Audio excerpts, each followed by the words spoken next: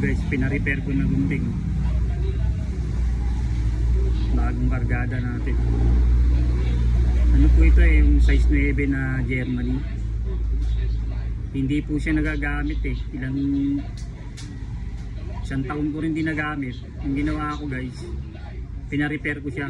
Merong mga naglalako dito na nagahasa. So ganda guys, pina-repair ko. So ako yung gumawa nito guys, nilagyan ko lang siya ng electric tape para magamit natin. Maganda sa kamay, hindi dumulas. Kaya ng mga gunting ko guys, ganito. Meron talagang sinasadya ako ng ganyan para hindi madulas sa kamay. Saka hindi ka magkakaroon ng kalyo. So pina-repair ko na rin to guys, yung dulo. Kaso nga lang, nung pina-repair ko siya, medyo nagkaroon ng awang. Ang ginawa ko, tinanggal ko na lang yung goma. So para mag-fix siya. Okay na guys, kahit pa paano na-repair ko na. Kaya ko naman siyang asahin pagka yung mga